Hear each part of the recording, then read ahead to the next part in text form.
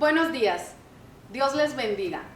Bienvenidos sean todos de parte de la Iglesia del Redentor, de las Asambleas de Dios de la ciudad de Miami. Hoy en nuestra escuela dominical virtual, como todos los domingos, 10 de la mañana. Bienvenidos. Hoy nos corresponde finalizar el estudio del libro de Daniel. Un fascinante estudio, unas hermosas clases que hemos tenido, pero hoy llegamos al estudio de los últimos 3 capítulos del libro de Daniel. El libro de Daniel es uno de los libros de la Biblia que tú no puedes leer si no lo tomas como un todo. Puedes leer un capítulo, pero no tendrías el conocimiento total ni la forma de cómo interpretarlo si no lo relacionas con los otros versículos. Y es así como, por ejemplo, la visión del capítulo 7 es una explicación del capítulo 2 de Daniel. Y a su vez, la visión del capítulo 8 viene a ser explicada por los capítulos 10, 11 y 12 que se unen para hacer la profecía final, pero no es más que la explicación del capítulo 8 y parte de la profecía de las 70 semanas en el capítulo 9.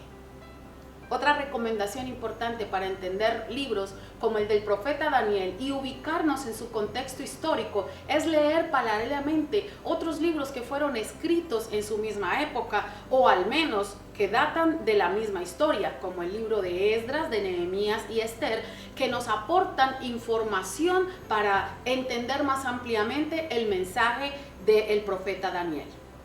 También debo mencionar que puede suceder que nos confundamos con algunos de los nombres de los reyes que aparecen en estos libros que acabo de mencionar, ya que los títulos que recibían estos monarcas, estos reyes, dependían muchísimo de la función que estaban realizando, dependían de la casta o de la jerarquía o de la dinastía de la que ellos venían. Y es así como, por ejemplo, encontramos un Darío I, Darío II, Darío III, pero que ni siquiera la Biblia los nombra con ese 1, 2 y 3, sino que los estudiosos del texto han tenido que ubicarles el nombre de primero, segundo o tercero para poder colocarlos dentro de la profecía en el momento y en la historia correcta, ya que el libro solamente cumple con decirnos el rey Darío, pero al estudiar la historia nos damos cuenta que hubo más de un monarca que tuvo este nombre. Igualmente, un nombre podía utilizarse como título para realzar la autoridad del monarca, como es el caso de Darío. Significaba rey y señor, y en alguna ocasión a un rey con otro nombre se le denominó o se le llamó Darío en un pasaje simplemente para realzar que era el rey y era el señor que mandaba en aquella época. Dichas estas recomendaciones para quienes apenas van llegando a nuestros estudios del libro de Daniel o para los que están iniciando por cuenta propia el estudio de él, es importante tener en cuenta estas recomendaciones históricas. En la última clase que tuvimos acerca de Daniel, estuvimos viendo la profecía de las 70 semanas de Daniel, en el capítulo 9. Esta profecía fue dada a Daniel aproximadamente 2 años antes de la finalización del cautiverio. Pues bien, ahora estudiaremos los capítulos 10, 11 y 12 de la última profecía del profeta Daniel, y esta se da bajo el gobierno del año tercero del rey Ciro. En el libro del profeta Daniel encontramos profecías denominadas de doble cumplimiento. Como es bien sabido, estas tienen un cumplimiento local y cercano a la vida del profeta que las dio, y un cumplimiento posterior o lejano que tal vez él mismo no tenía la idea de cuándo se cumpliría. Pues bien, esta profecía que estudiaremos el día de hoy es considerada de doble cumplimiento, al igual que la profecía de las 70 semanas de Daniel. Vamos a empezar con el capítulo 10 del libro de Daniel. Adelante, toma tu Biblia y vamos a leer cómo inicia este capítulo. En el año tercero de Ciro, rey de Persia, fue revelada palabra a Daniel, llamado Belsasar, y la palabra era verdadera, y el conflicto grande. Pero él comprendió la palabra, y tuvo inteligencia en la visión. En aquellos días, yo, Daniel, estuve afligido por espacio de 3 semanas. No comí manjar delicado, ni entró en mi boca carne ni vino, ni me ungí con ungüento, hasta que se cumplieron las 3 semanas. Estos primeros versículos que acabamos de leer nos generan algunas preguntas. ¿Por qué Daniel habla de un conflicto grande, de una aflicción que lo llevan a estar casi de luto, a tener 3 semanas de ayuno y a estar metido en un profundo dolor por su pueblo? ¿Qué ha sucedido? ¿Qué pasó históricamente entre el capítulo 9 de las 70 semanas de Daniel y el capítulo 10? ¿Cuántos años han transcurrido? ¿Qué ha sucedido históricamente para que Daniel esté en esta posición o en esta condición en la que lo encontramos al inicio del capítulo 10? Aquí entra en escena el libro de Esdras, que nos amplía mucho más el contexto histórico, nos muestra cómo llega al inicio el imperio medo-persa, cómo se finaliza entonces el cautiverio babilónico, que se llamó así al cautiverio del pueblo de Israel, y cómo este pueblo puede regresar con una orden para reconstruir los muros, con una orden para reconstruir su santa ciudad y con una orden para reconstruir su templo. Pues bien, vamos a leer qué nos dice Esdras. Vamos a hacer un resumen de la lectura de Esdras para poder entender en la condición en la que se encontraba Daniel en el capítulo 10. El decreto de Ciro, en el primer año de Ciro, rey de Persia, para que se cumpliese la palabra de Jehová por boca de Jeremías, despertó Jehová el espíritu de Ciro, rey de Persia, el cual hizo pregonar de palabra y también por escrito por todo su reino, diciendo: Así ha dicho Ciro, rey de Persia: Jehová, el Dios de los cielos, me ha dado todos los reinos de la tierra, y me ha mandado que le edifique casa en Jerusalén, que está en Judá. Quien haya entre vosotros de su pueblo, sea Dios con él, y suba a Jerusalén, que está en Judá, y edifique la casa a Jehová, Dios de Israel. Él es Dios. En la colocación de los cimientos del templo, que se encuentra en el capítulo 3, versículos 10 y 11, dice: Y cuando los albañiles del templo de Jehová echaban los cimientos, pusieron a los sacerdotes vestidos de sus ropas y con trompetas, y a los levitas, hijos de Asaf, con címbalos, para que alabasen a Jehová según la ordenanza de David, rey de Israel. Y cantaban, y alabando y dando gracias a Jehová, y diciendo: Porque Él es bueno, porque para siempre es su misericordia sobre Israel. Y sobre todo el pueblo clamaban con gran júbilo, alabando a Jehová, porque se echaban los cimientos de la casa de Jehová. Pero los adversarios se levantaron y detuvieron la obra. Capítulo 4 de Esdras nos dice: Oyendo los enemigos de Judá y de Benjamín que los venidos de la cautividad edificaban el templo de Jehová, Dios de Israel, versículos 4 y 5, pero el pueblo de la tierra intimidó al pueblo de Judá y lo atemorizó para que no edificara. Sobornaron además contra ellos a los consejeros para frustrar sus propósitos. Todo el tiempo de Ciro, rey de Persia, y hasta el reinado de Darío, rey de Persia. Capítulo 4, verso 8, Rehum, canciller, y Simsai, secretarios, escribieron una carta contra Jerusalén al rey Artajerjes. 4, 12 y 13 dice: Sea notorio al rey que los judíos que subieron de ti a nosotros vinieron a Jerusalén y edifican la ciudad rebelde y mala, y levantan los muros y reparan los fundamentos. Ahora sea notorio al rey que si aquella ciudad fuere reedificada y los muros fueren levantados, no pagarán tributo ni impuestos y rentas, y el erario de los reyes será menoscabado. A lo cual el rey Artajerjes respondió. Esdras capítulo 4 versículos 21 y 24. Ahora pues, dad orden que cesen aquellos hombres, y no sea esa ciudad reedificada, hasta que por mí sea dada nueva orden. Entonces cesó la obra de la casa de Dios que estaba en Jerusalén y quedó suspendida hasta el año segundo del reinado de Darío, rey de Persia. La lectura del libro de Esdras nos muestra que aunque hubo regocijo y alegría por reconstruir su ciudad, por la libertad que se les entregó, también hubo oposición. Se levantó el enemigo, se levantaron los enemigos de Israel, hubo cese de actividades y toda la ilusión de poder tener nuevamente su ciudad y su santo templo se fue abajo, se fue al piso, y es allí en donde encontramos a Daniel escribiendo en el capítulo 10 la condición en el que estaba. Encontramos a un Daniel afligido porque su pueblo se encontraba en afrenta, porque él estaba aproximadamente de 90 años de edad y ya era muy poco lo que él podía hacer. De hecho, aunque se había dado la orden de regresar, Daniel seguía en Babilonia. Daniel seguía allí. ¿Por qué? Porque los que estaban regresando eran los más jóvenes, los que estaban regresando es los que podían hacer algo por su pueblo. Pero Daniel podía hacer mucho más por su pueblo que ir a cargar aún unos ladrillos. Daniel estaba en oración, Daniel estaba en ayuno, Daniel estaba pidiéndole al único que él sabía que podría traer la respuesta y que podría traer la libertad.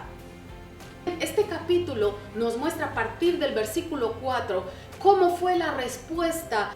La respuesta a este clamor de Daniel, a esta intercesión de Daniel, fue una gran visión. Pero esa gran visión requería aliento para Daniel, requería fuerzas, requería que él tomara la fortaleza que solo podía venir de parte de Dios. Leamos cuál fue ese encuentro maravilloso que tuvo Daniel. Y el día 24 del mes primero, estaba yo a la orilla del gran río Hiddekel, y alcé mis ojos y miré, y he aquí un varón vestido de lino, y ceñidos sus lomos de oro de Ufaz. Su cuerpo era como de berilio, y su rostro parecía un relámpago, y sus ojos como antorchas de fuego, y sus brazos y sus pies como del color del bronce bruñido, y el sonido de sus palabras como el estruendo de una multitud. Y solo yo, Daniel, vi aquella visión, y no la vieron los hombres que estaban conmigo, sino que se apoderó de ellos un gran temor, y huyeron y se escondieron. Quedé pues yo solo, y vi esta gran visión, y no quedó fuerza en mí. Antes mi fuerza se cambió en desfallecimiento, y no tuve vigor alguno. Pero oí el sonido de sus palabras, y al oír el sonido de sus palabras caí sobre mi rostro en un profundo sueño, con mi rostro en tierra. Y he aquí, una mano me tocó, e hizo que me pusiese sobre mis rodillas y sobre las palmas de mis manos, y me dijo: Daniel, varón muy amado, estad atento a las palabras que te hablaré, y ponte en pie, porque a ti he sido enviado ahora. Mientras hablaba esto conmigo, me puse en pie temblando. Entonces me dijo: Daniel, no temas, porque desde el primer día que dispusiste tu corazón a entender y a humillarte en la presencia de tu Dios, fueron oídas tus palabras, y a causa de tus palabras yo he venido. Mas el príncipe del reino de Persia se me opuso durante 21 días, y he aquí Miguel, uno de los principales príncipes, vino para ayudarme, y quedé allí con los reyes de Persia. Hay varios puntos que podemos resaltar de esta primera lectura. Lo primero es que este encuentro que tiene Daniel es diferente a todos los demás encuentros y a las demás visiones que él había tenido, al punto que lo deja desmayado, que le provoca un desmayo por la impresión del encuentro espiritual que tuvo. Esta introducción a la profecía última de Daniel ha presentado algunos conflictos con respecto a la interpretación, porque algunos dicen que es un solo personaje y otros dicen que son dos personajes los que se le aparecen en el capítulo 10 a Daniel. ¿Y quién es la persona que tiene la confrontación espiritual? Con respecto a esto vamos a hablar. Algunos intérpretes concuerdan que en este encuentro de Daniel del capítulo 10, él no tiene el encuentro con un solo ser celestial, sino con dos. Y que hay una diferencia de cambio de personaje entre el versículo 9 al versículo 10. Por un lado, el primer personaje que se considera que aparece a Daniel entre el versículo 5 y el versículo 9 es el Señor Jesús. A esta conclusión se ha llegado porque la descripción que Daniel da del personaje que se le aparece es precisamente la misma descripción que da el apóstol Juan cuando se le aparece Cristo, y él lo narra en el capítulo 1, versículos del 13 al 15 del libro de Apocalipsis. Teológicamente, esto se considera una cristofanía. Vamos a leer qué es una cristofanía. Es una aparición visible y audible de Jesucristo con apariencia humana en el Antiguo Testamento. Es una manifestación específica de Cristo antes de su encarnación presentada en los Evangelios. El segundo personaje que dice que aparece a partir del versículo 10 es el arcángel Gabriel. Se considera que es el arcángel Gabriel, aunque allí no mencionan nombres, porque ya el arcángel Gabriel había sido el mensajero de las demás o de otras de las apariciones a Daniel y era reconocido por él como el mensajero. La narración del capítulo 10, versículo 10 en adelante, pareciera que hay un cambio de personaje, porque él dice que una mano le tocó y no menciona que es la misma mano de aquella persona majestuosa que él había visto. Además, porque en la narración de este segundo personaje, a partir del versículo 10, hay algunas características de lo que él hace y de la confrontación espiritual que él tiene, que sería imposible que sea el Señor Jesús. Vamos a leerlo. Entonces me dijo: Daniel, no temas, porque desde el primer día que dispusiste tu corazón a entender y a humillarte en la presencia de tu Dios, fueron oídas tus palabras, y a causa de tus palabras yo he venido. Mas el príncipe del reino de Persia se me opuso durante 21 días, y he aquí Miguel, uno de los principales príncipes, vino para ayudarme, y quedé allí con los reyes de Persia. Este argumento sostiene que quien tuvo esa confrontación espiritual es el arcángel Gabriel. Como lo dije anteriormente, el arcángel Gabriel ya había dado mensajes a Daniel, y además de ello, la confrontación espiritual que acabamos de leer es imposible haber sido sostenida por el Señor Jesús. ¿Por qué? Porque su autoridad y su sumo poder no permitirían que ni un demonio ni el mismo Satanás pudieran hacerle frente al Señor Jesús, y menos durante 21 días. Y mucho menos haber tenido que pedir la ayuda del arcángel Miguel para que se quedara en la lucha y en la confrontación mientras éste venía a darle el mensaje correspondiente a Daniel. Por otro lado, encontramos intérpretes que dicen que es un solo personaje, que en definitiva no es el Señor Jesús, que toda la historia habla es de Gabriel, el arcángel Gabriel, que viene a sustentar a Daniel, que viene a darle un mensaje a Daniel, que viene a darle una profecía a Daniel de los últimos tiempos, pero que por el tema de la confrontación espiritual que encontramos en el capítulo, no es el Señor Jesús el que aparece allí, y definitivamente no sería una cristofanía en el Antiguo Testamento. En cualquier caso, bien sea que Cristo apareció a Daniel y luego el arcángel, o bien sea que solamente es el arcángel Gabriel, no es el foco del texto bíblico, no es lo que más importa del texto bíblico. En realidad, la importancia de ese texto es hallar cómo Dios responde a ese tiempo de humillación, cómo Dios responde a esa oración, cómo Dios responde a una intercesión genuina y amorosa de un hombre por su pueblo. Cómo Dios viene a su auxilio, a su ayuda. Cómo Dios le demuestra a Daniel: tú no estás solo, yo te he estado escuchando desde el primer día que te arrodillaste, desde el primer día que alzaste tu voz al cielo. Yo he estado atento y he traído respuesta para ti. Eso es lo importante de ese texto. Lo importante de ese texto también es que se reconoce una confrontación espiritual. Nos habla de una verdad espiritual que se manejaba en el imperio persa en contra de los judíos. Había un poder espiritual llamado el príncipe de Persia que estaba gobernando a los reyes de Media y de Persia y que estaba impidiendo realmente que el pueblo de Israel pudiera regresar, que se cumpliera la libertad que Dios había prometido después de 70 años y que ahora estaba haciendo oposición para la reconstrucción de su templo y de su santa ciudad. Lo importante es que Dios le dice, yo estoy al mando, yo sigo al mando de esta situación, yo estoy al tanto de tu oración, yo vengo a socorrerte, yo vengo a traerte auxilio, a traerte aliento, a traerte fortaleza y a traerte respuesta de aquello que tú me estás preguntando.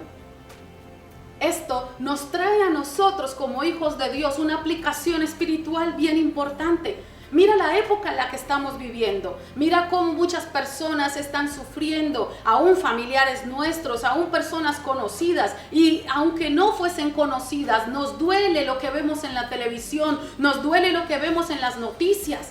Y es hora que nosotros nos doblemos, nos arrodillemos, nos inclinemos delante de Dios en oración, en ruego, en ayuno, en cilicio, en decirle, Señor, ten misericordia de esta tierra, ten misericordia de la humanidad, perdona los pecados. Y entender y saber que se está librando también una batalla espiritual por esas personas del mundo que no conocen al Señor. Se está librando una batalla espiritual por los hijos de Dios en esta época. Se está librando una batalla espiritual por la iglesia que en algunos lugares, en algunos países está siendo perseguida. Hay una confrontación espiritual de la que debemos ser conscientes, pero sobre todo entender en este texto que Dios pelea por nosotros, que cuando tú te arrodillas, que cuando tú clamas, que cuando tú oras, Dios mueve desde los cielos a sus ángeles. Dios mueve desde los cielos todo su poderío para venir en respuesta a nuestro clamor y para respaldar la confrontación espiritual que se genera por una petición tuya, por un deseo tuyo y por una respuesta que Dios puede traer para tu vida. Así que no debemos cansarnos de orar, no debemos cansarnos de ayunar, no debemos cansarnos de hacer el bien, porque en su momento habrá la recompensa, como lo fue para el profeta Daniel. Ahora bien, en el versículo 14 encontramos la clave para entender de qué trata toda esta profecía. He venido para hacerte saber lo que ha de venir a tu pueblo en los postreros días, porque la visión es para estos días. Escuchémosla en la versión NTV, que puede ampliarnos un poco más acerca de la verdad de esta profecía. Ahora estoy aquí para explicar lo que le sucederá en el futuro a tu pueblo, porque esta visión se trata de un tiempo aún por venir. En otras palabras, le está diciendo que pasaría mucho tiempo después de Daniel recibir esa profecía para que se cumpliese el total y el final de la profecía. Quiero mencionar algunas cosas que son importantes tener en cuenta antes de entrar a estudiar en pleno la profecía que arranca en el capítulo 11, versículo 2 en adelante. Lo primero es tener en cuenta que la línea tan delgada entre los eventos que ya se cumplieron y los eventos que están por venir es muy delgada, y que es importante tener en cuenta los detalles para poder interpretar de la manera correcta. Otra cosa importante es que la profecía fue entregada a un ser humano, como tú y como yo, sujeto a lo que conocía de su época, de su tiempo, de su momento histórico, y se le estaban mostrando cosas y personajes y eventos que tal vez él ni siquiera tenía la forma de expresarlos en la forma como los estaba viendo, pero los expresaba en su lenguaje conocido y en las palabras que más se acercaban a aquello que él estaba viendo. Otra cosa bien esencial es no forzar el texto bíblico, querer encontrar detalles dentro del texto bíblico que se ajusten a nuestro capricho y a nuestra interpretación personal. Eso es una eisegesis bíblica. Y no necesariamente de un párrafo tendremos que sacar un detalle de cada una de las palabras y de cada uno de la coma y del punto. Eso es delicado en la profecía. Téngalo en cuenta. Y lo último a tener en cuenta es que si bien el profeta Daniel es un profeta que escribió cosas que aún no se han cumplido en nuestros días y que estamos esperando que se cumplan, él fue un profeta de su tiempo, de su época. Es un profeta que Dios designó para el pueblo de Israel y que la mayoría de sus profecías son históricas y tuvieron un cumplimiento. Así que no podemos ignorar el cumplimiento histórico de las profecías de Daniel. Aunque vuelva a haber un cumplimiento similar en el futuro, es necesario, vuelvo y lo recuerdo, que estudiemos el libro de Daniel mirando al pasado, mirando cómo el cumplimiento de las profecías históricamente está comprobado. Y eso lo vamos a ver. En su gran mayoría, esta profecía tuvo cumplimiento entre los 400 años considerados silencio bíblico. Los 400 años de silencio bíblico entre Malaquías y Mateo, llamado periodo intertestamentario, narra las luchas por el poder del mundo conocido entre los persas, los griegos y los romanos.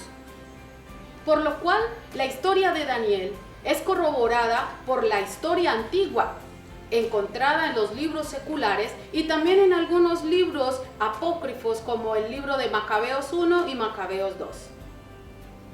Lo más lindo de estudiar estas profecías de Daniel es ver cómo Dios inspira al profeta y le muestra estas visiones para que el pueblo entendiera que a pesar de la situación en la que estaban, que a pesar de la condición en la que ellos estaban de oposición y algunos aún todavía de esclavitud, Dios libraría a su pueblo. Había esperanza, había algo que Dios tenía planeado para ellos y esas promesas sí o sí se iban a cumplir. La profecía empieza en el capítulo 11, versículo 2, pero con una palabra importante. Le dice: te mostraré la verdad.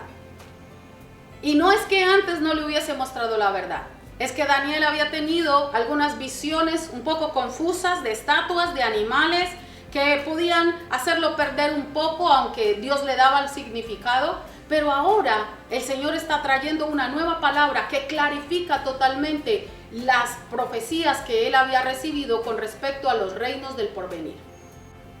La primera parte de la profecía muestra cómo en el tiempo cercano al pueblo que está escribiendo Daniel, van a pasar por sufrimiento, van a pasar por situaciones bien difíciles a razón de los cambios de gobierno que se iban a suceder en el mundo conocido, ¿sí? Daniel está narrando cómo los reyes del norte y los reyes del sur iban a estar en guerra. Israel estaba justo en medio de ellos, por lo cual iba a sufrir totalmente los efectos de esa guerra. El capítulo 11, versículos 2, 3 y 4 nos empieza a narrar acerca de estos reyes. Leamos. Y ahora yo te mostraré la verdad. He aquí que aún habrá 3 reyes en Persia, y el cuarto se hará de grandes riquezas más que todos ellos, y al hacerse fuerte con sus riquezas, levantará a todos contra el reino de Grecia. El capítulo 11, versículo 2, nos está mencionando a los 4 reyes del imperio persa, que son Ciro, Cambises, Darío, el conocido como Darío Gistapes, y el cuarto era Jerjes, el más rico y poderoso de todos, que engrandeció el reino, que invadió Grecia y buscó muchos problemas por eso. Este rey Jerjes es el mismo llamado Asuero del libro de Esther, capítulo 1. Y con respecto a la profecía del capítulo 2 de Daniel, vendrían siendo el pecho y los brazos de plata. Leamos los versículos 3 y 4. Se levantará luego un rey valiente, el cual dominará con gran poder y hará su voluntad. Pero cuando se haya levantado, su reino será quebrantado y repartido hacia los 4 vientos del cielo, no a sus descendientes, ni según el dominio con que él dominó, porque su reino será arrancado y será para otros fuera de ellos.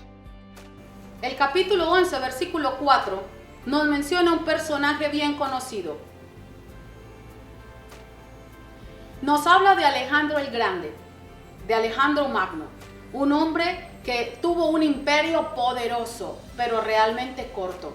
Su historia de intrigas, su historia de alcohol, su historia de una enfermedad que algunos no definen muy bien cuál es aquella enfermedad que se lo llevó aproximadamente a los 32 años de edad, en donde narra la historia que se sintió triste porque ya no tenía más que conquistar, conquistó todo su mundo conocido, pero el texto bíblico que acabamos de leer nos narra perfectamente lo que le sucedió, y es que a su muerte, sin dejar un heredero de edad suficiente para poder gobernar, sus 4 generales se dividieron el reino, y ahí empieza toda una historia de peleas, de conflictos y de guerras entre los 4 hombres a los cuales se les dividió el imperio griego, por lo cual también perdió toda la fuerza que debía tener para continuar.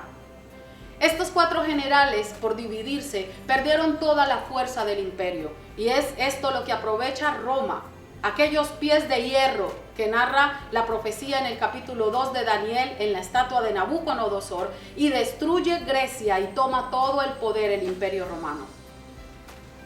Pero volvamos al versículo 5, continuemos en la lectura.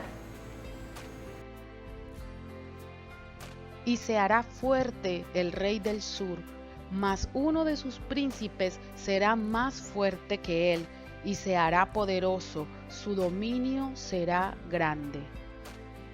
En el versículo 5 se va a enfocar en 2 de los reyes que dividieron el imperio de Alejandro Magno, llamándolos rey del norte y rey del sur. Al rey del sur es denominado la región de Egipto, y el rey del norte la región de Siria.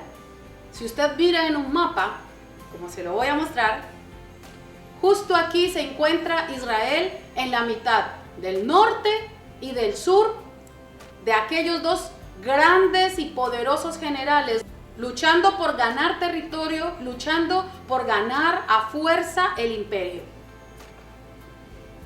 Quiero leerles este párrafo. Daniel capítulo 11, versículos 6 al 20. Describe con mucha exactitud todas las intrigas, las luchas que hubo entre Egipto y Siria durante los años siguientes. Lo admirable es que las profecías dadas a Daniel se cumplieron con exactitud, aunque fueron dadas casi 400 años antes de que vivieran estos reyes. En medio de todas estas luchas, Siria al fin conquistó Judea, la tierra gloriosa del versículo 16, bajo el rey Antíoco el Grande. En el versículo 18, donde menciona las costas, se refiere a Asia Menor y a Grecia. Este hombre, Antíoco, fue derrotado por el ejército romano en Magnesia en el año 190 a.C. Volvió a su propia tierra y allí murió. El sucesor de este, Antíoco el Grande, tuvo que cobrar los tributos exigidos por los romanos. Se le conoce a este hombre como el extractor de los impuestos. Un empleado lo envenenó y así murió, no en ira ni en batalla, como lo declara el versículo 20. ¡Qué perfecta es la profecía! 400 años antes se describe inclusive cómo podía morir un hombre que no murió en batalla, que siendo grande, que siendo fuerte, murió envenenado. En el versículo 21 en adelante, empezamos a ver un poco de cambio en la manera de dar la profecía, y aquí entra algo muy importante, porque empieza el cumplimiento de esa profecía en la persona de Antíoco Epífanes. Antíoco el Grande tuvo un hijo llamado Antíoco Epífanes, que es uno de los más terribles hombres que se levantara en aquella época. Podríamos decir que era el diablo mismo, por todas sus hazañas, por todas sus obras, pero sobre todo por la ira y por la crueldad con la que se comportó contra el pueblo de Israel. Estas características de este hombre, Antíoco Epífanes, son puestas en el libro de Daniel a partir del versículo 21. Y ojo, aquí hay algo muy importante, y es que aquellas características de este hombre son acomodadas en la parte de escatología al anticristo. Algunos consideran que estas características que fueron propias de Antíoco Epífanes y que se cumplieron y que son verdad, también tendrán cumplimiento en la forma de ser, la personalidad la actuación y algunos actos en contra del pueblo de Dios y en contra de la santa ciudad y en contra del templo en la época de la tribulación y la gran tribulación. Uno de los actos más terribles descritos en esta porción de la profecía es la abominación desoladora. ¿En qué consistió? Este hombre, Antíoco Epífanes, no solamente fue en contra de los judíos, no solamente los avasalló, no solamente mató miles y miles de judíos, no solamente los persiguió, los perseguía por su religión, por su amor a Dios, porque quería que abandonaran el judaísmo. Esa abominación desoladora consistió en que este hombre, Antíoco Epífanes, dando rienda suelta a su maldad, entró en el templo de los judíos, instaló un altar pagano en el altar judío, metió imágenes de dioses paganos y no suficientemente con eso, colocó unas cerdas en el altar y derramó su sangre allí. Nosotros sabemos todo lo que significaba la santidad y todo lo que se hacía en el altar a través del sacrificio de los corderos para el perdón de los pecados en el Antiguo Testamento, y este hombre viene y profana. Es por eso que ese evento es considerado como la abominación desoladora. Esa abominación desoladora también narra la Biblia que tendrá cumplimiento en el tiempo de la tribulación y la tribulación, cuando el anticristo entre en el templo que van a reconstruir los judíos, y también va a tener una abominación en ese momento, también va a ser un sacrilegio allí en el templo judío. Así que esta profecía es la conocidas como de doble cumplimiento, porque históricamente está comprobado que esto sucedió y que palabra a palabra se cumplió la profecía de Daniel. Pero nosotros también creemos que en el futuro tendrá un cumplimiento.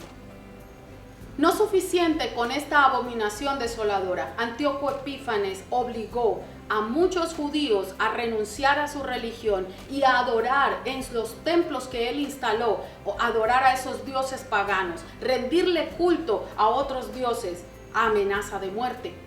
Pero también cuentan la historia que aproximadamente murieron 100,000 judíos en esta persecución de Antíoco Epífanes. Pero leamos esta porción de la Escritura que trae paz y trae tranquilidad por el remanente fiel que siempre se levanta. Y los sabios del pueblo instruirán a muchos, y por algunos días caerán a espada y a fuego, en cautividad y despojo, y en su caída serán ayudados de pequeño socorro. Y muchos se juntarán a ellos con lisonjas. También algunos de los sabios caerán para ser depurados y limpiados y emblanquecidos hasta el tiempo determinado, porque aún para esto hay plazo. Es en esta época donde también se levanta un remanente fiel, un grupo heroico de judíos llamados los macabeos, entre ellos algunos de la casta sacerdotal, que se levantan y se van en contra de todo lo que Antíoco Epífanes estaba haciendo, y rescataron el templo, rescataron el lugar, entraron, lograron la purificación del templo, llenaron el templo de luces para demostrar que aquella oscuridad y todo lo que había hecho Antíoco Epífanes quedó borrado, santificaron el templo, lo limpiaron, y de allí viene la celebración de una fiesta judía llamado el Hanukkah. Los creyentes no lo celebramos, pero le decimos a Dios, gloria a Dios por estos hombres que se levantaron, que purificaron el templo y que restauraron la adoración verdadera de Dios allí. Porque siempre habrá un remanente de hombres y de mujeres fieles que se levanten para decirle: Señor, yo y mi casa te serviremos. Y aunque el mundo esté revuelto, y aunque todos estén haciendo cosas malas, y aunque los estén obligando, y aunque los estaban matando, ellos dieron su vida. Muchos de ellos murieron en esa lucha y en esa revolución de los macabeos. Eso sucedió en el año 168 a.C. Esta revolución macabea logró que los judíos que se enfrentaron pudieran restaurar el templo. Vemos cómo este hombre, Antíoco Epífanes, y todo lo que vivió el pueblo de Israel en aquella época es solamente una muestra de lo que sucederá cuando empiece la semana número 70, de la cual hablamos hace algún par de días. En ese momento se levantará un hombre igual a Antíoco Epífanes, que es el anticristo. Se levantará un ayudante, que es el falso profeta. Perseguirá a los judíos, perseguirá al pueblo de Dios. ¿Por qué no se menciona la iglesia?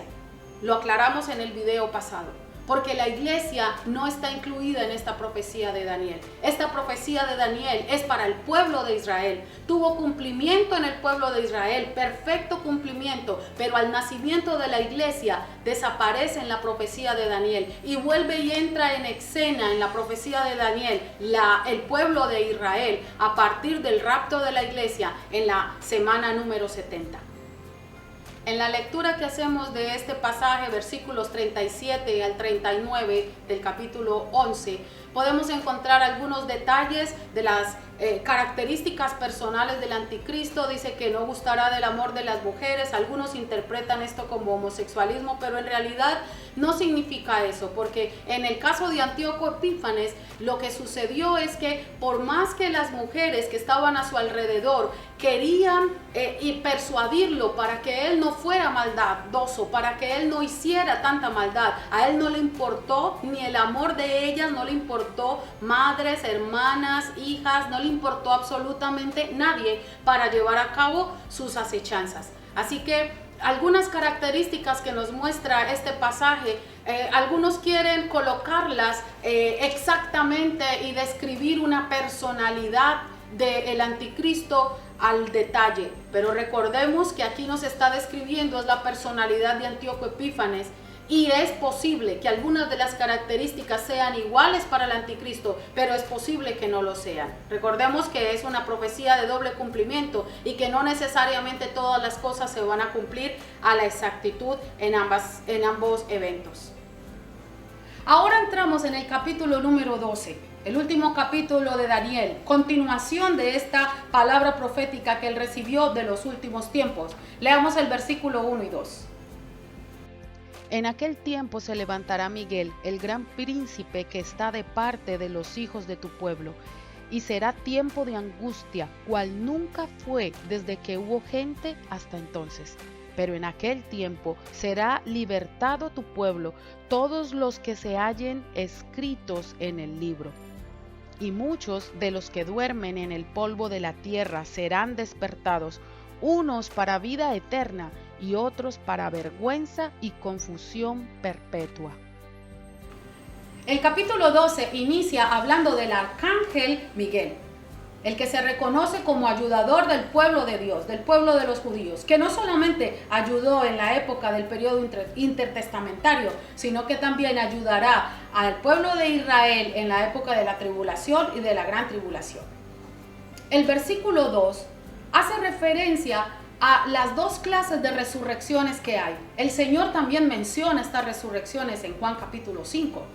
Pero vemos cómo al pueblo de Israel se le está dando la esperanza y se le está diciendo que todos aquellos que mueren en el tiempo de persecución, es necesario que mueran firmes con Dios, porque al final de los tiempos habrá una resurrección para vida y habrá una resurrección para muerte. Es lo que en escatología se ha conocido como la primera resurrección y la segunda resurrección, o algunos dicen resurrección para vida y resurrección para muerte eterna. Recordemos que durante este tiempo que estamos viviendo en el periodo de la iglesia, muchos de raza y de nación judía han aceptado a Cristo como su Señor y Salvador, y también van a ser parte de esa iglesia levantada por el Señor en el momento del rapto. Pero después del rapto, en el tiempo de la tribulación y de la gran tribulación, muchos judíos entenderán el mensaje que no entendieron antes. Entenderán que el Cristo que hace 2000 años vino era el verdadero Mesías, y se convertirán al Señor y renunciarán a todo lo que el anticristo ofrece y tendrán que dar su vida en ese tiempo, en esa temporada. Esos judíos que dan su vida por Cristo en aquella época también sufrirán esa primera resurrección, porque tendrán resurrección para vida. Entregarán sus vidas en muestra de una resolución y firme convicción de que Jesús es el Salvador.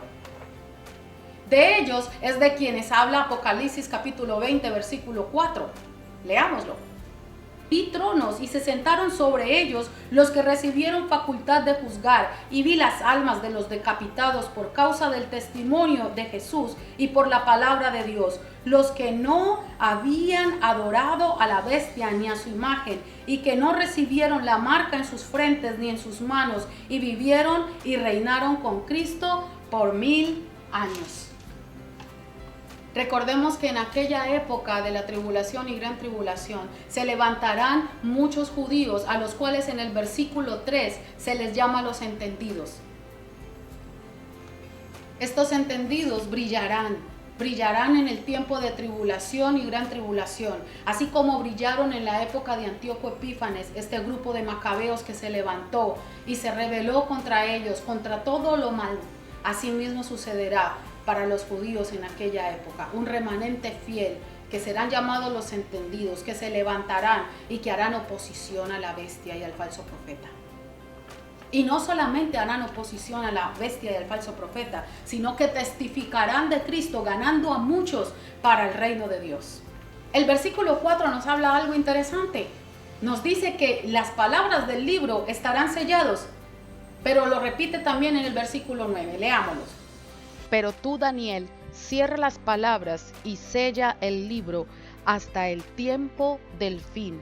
Muchos correrán de aquí para allá y la ciencia se aumentará.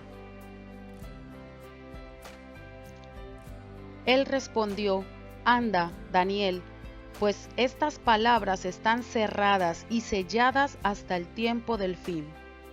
¿A qué se refiere ese sella las palabras de este libro?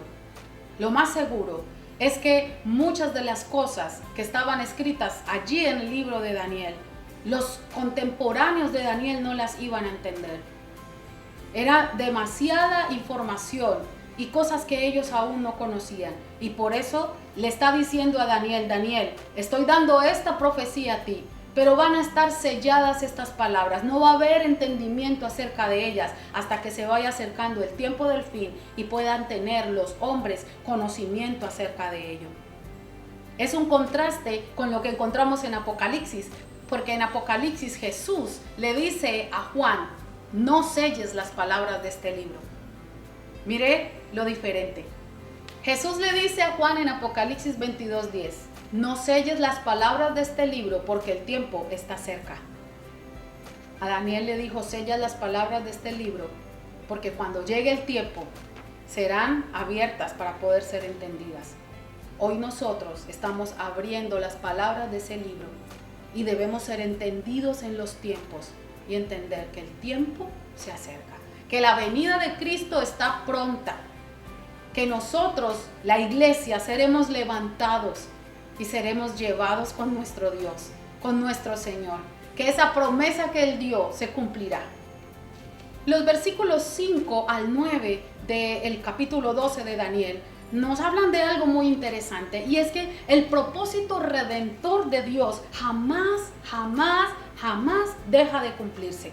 Aún en medio de la persecución, aún en medio de la tribulación y de la gran tribulación, habrá un remanente fiel, como lo decíamos ahora, predicando, pero también habrá oportunidad de salvación. Habrá oportunidad de salvación, solamente que con demasiada dificultad. Aquellos que están diciendo: pero si hay oportunidad de salvación en la tribulación y gran tribulación, entonces me quedo allí. No sé si alguien piensa de esa manera, pero la verdad, todo hijo de Dios debemos pensar en estar con Él, en estar bien con Él, en estar preparados para irnos con Él. Porque si estos tiempos de aflicción solamente por un solo virus, si estos tiempos de tristeza, de dolor, de intranquilidad, de personas aún suicidándose, solo porque están en sus casas, solo porque hay una enfermedad por allí buscándolos. ¿Ustedes se imaginan en aquella época la angustia, el dolor, todas las plagas que están designadas para aquella época? No, escapemos como dice la Escritura, que nosotros, los hijos de Dios, la iglesia del Señor, puede escapar para el día de la ira, puede escapar de la ira, puede escapar del momento de la ira de Dios sobre la tierra. Por eso nosotros estamos esperando al Señor.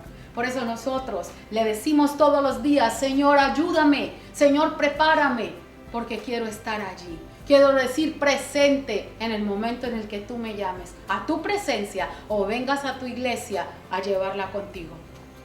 Por último, nos encontramos en este libro de Daniel hablando de una bienaventuranza. Bienaventurados los que esperen, los que esperen.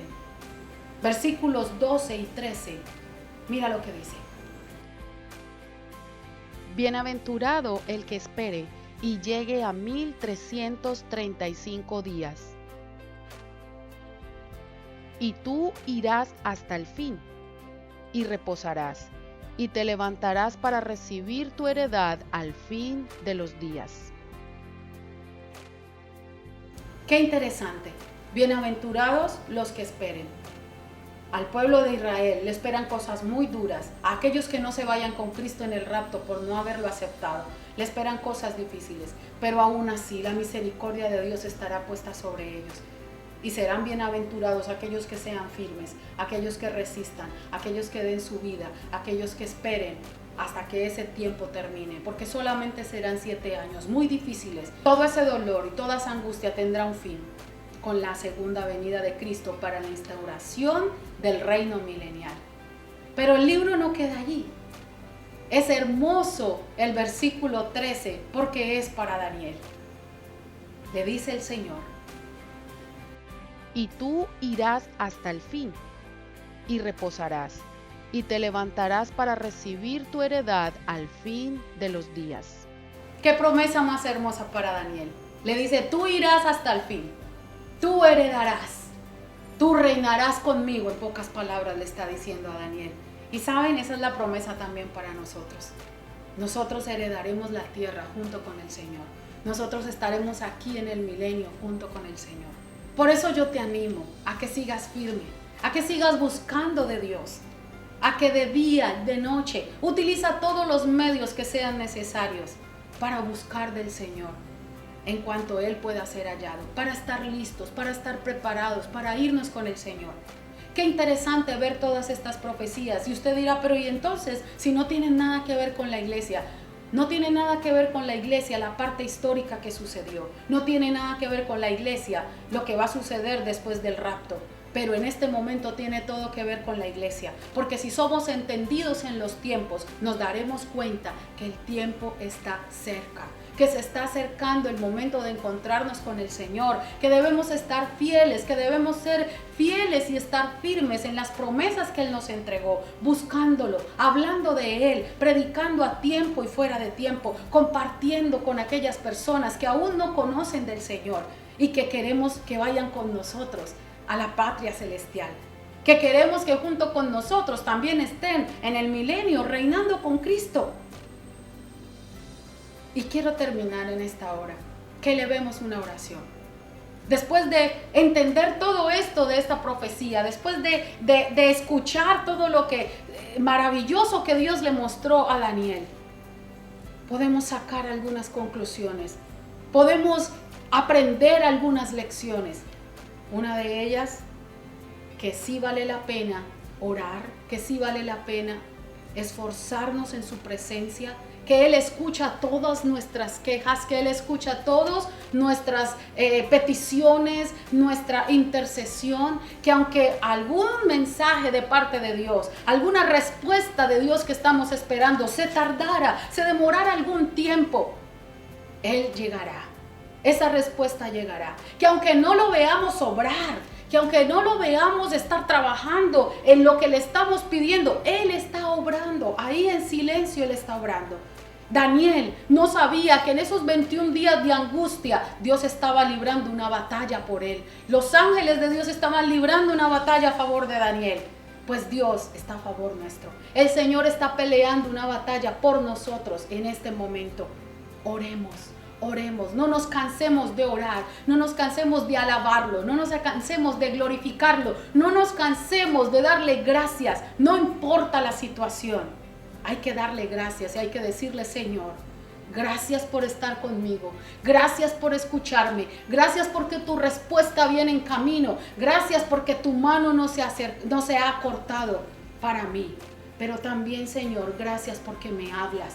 Gracias porque tu palabra está allí para mí. Gracias porque tu Espíritu Santo habla a mi corazón, trae verdades a mi vida, para que yo pueda cambiar, para que yo pueda ser transformado, pero también para que pueda tener esperanza. La palabra de Daniel para el pueblo era una palabra de esperanza. Era: Dios está con nosotros y hará algo por nosotros. Dios levantará un remanente fiel que será tenido por digno que nosotros seamos ese remanente fiel. Me encanta estar en contacto con ustedes. Dios los bendiga. Vamos a orar para ser despedidos. Padre, en el nombre de Cristo Jesús, te doy gracias por esta palabra. Te pido, Señor, que guardes esta palabra que hoy hemos recibido en nuestro corazón. Que nos ayudes, Señor, a ser sensibles a tu voz. Que nos ayudes, Señor, a tomar el lugar de intercesores. Que nos ayudes, Señor, a tomar ese lugar de guerra, de pelea en esta batalla, Señor, que se hace espiritual, Señor. Ayúdanos, Dios, a colocarnos en la brecha por aquellos que están sufriendo, así como Daniel se colocó en la brecha por su pueblo, en intercesión, en ayuno. Que nosotros también podamos ser de esos intercesores, que nos levantemos y que estemos allí hasta que tú te aparezcas, hasta que tú respondas, hasta que tú, Señor, llegues para alentarnos, para darnos nuevas fuerzas y para recibir un mensaje de parte tuya. Hoy bendigo tu iglesia en el nombre de Jesús. Bendigo cada hogar, bendigo cada casa, bendigo cada persona que está viendo este video. No importa si lo estás viendo en otro momento diferente a este, pero bendigo tu vida en el nombre de Jesús y declaro que Dios está allí en tu casa, está operando en tu casa, está operando en tu vida, está peleando a tu favor. Y prepárate porque Cristo viene pronto. Dios te bendiga. Bye bye.